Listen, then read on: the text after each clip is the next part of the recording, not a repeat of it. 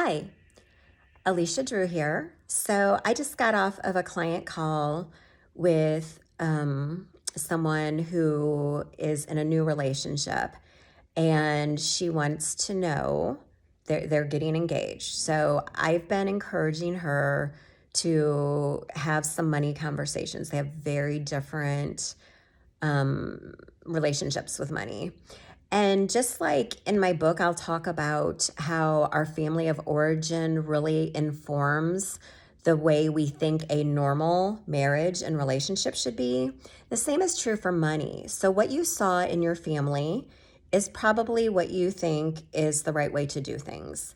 And so, for example, my grandparents raised me, and my husband likes to joke that they're like a bunch of squirrels, that if one of us gets a quarter, we all like huddle around it, and bury it for later.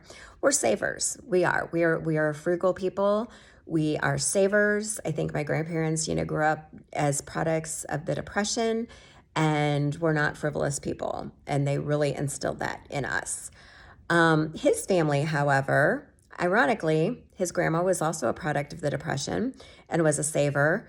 But his mom and dad swung, you know how it is. We either toe the line or we swing to the other side. And they swung to the other side, and they're spenders. They like to, they have $1, they want to spend three. And that's how it was with this client too. And she's like, yeah, that's exactly what's going on with him. And, I just didn't feel like I had the right to be in his business about this before. And I said, well, I think she did, because they were in a long-term committed relationship. But I said, now you're engaged. And now you owe it to yourself and your marriage, your future marriage, to have this conversation. And if you need to blame it on me, you blame it on me, because we did do a couple sessions together. So he's aware of me. And I said, you say, and I'll give you guys the script too, in case you need it for your partner, whether it's a serious relationship or your spouse. Alicia said, we need to talk about our relationship with money and how we both view it. Because some people think I'm going to live in debt and die in debt. So what's the point? And some people are savers, and they think, no, it's possible to be debt-free at some point. And I want to be able to have a debt-free life.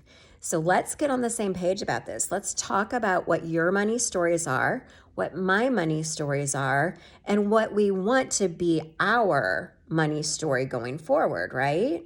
Because this is all a choice. It's not predestined fate. You get to direct your future. But the thing is you've got to communicate about this stuff. It's not magically going to happen. They can't read our minds. If you've listened to a few of my videos here and on Facebook, I often say people cannot read your mind. It doesn't mean they don't love you, but men can't read our minds, women. So we have to have some of these tricky conversations. So talk about, what do we want our future to look like? What do we want retirement to look like? And is the way we are currently living our life conducive to that? Or is it, in opposition to that? Because if it's not supporting what our future goals are for, 10 years, 15 years, 20 years down the road, what can we do today to change it? And I am huge on baby steps. I am a firm believer of baby steps. I've lost 157 pounds and kept it off for over a decade on baby steps. I believe small changes consistently can make life-altering differences, and they can. I think that especially in the American culture, we want to feel like we've got this big grand movement or gesture, and it's going to make the big difference. And we want a quick difference, right? We're an instant gratification society. But I encourage you to think on a smaller, more granular level. What's one small thing that's achievable and attainable that we can change this week? And then, what's another small thing we can do next week? And I'm going to talk about this in a relationship meeting video that I'm going to do, just to give you a little bit more guidance on this.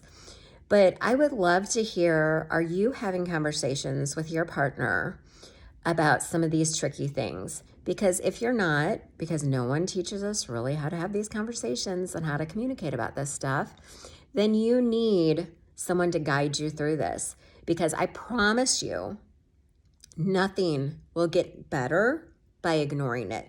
This stuff doesn't go away.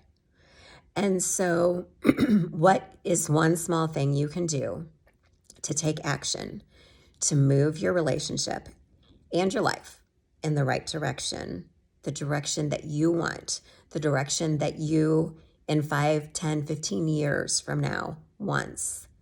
Because if we don't have a roadmap, you don't know where you're going to end up. Have a good day.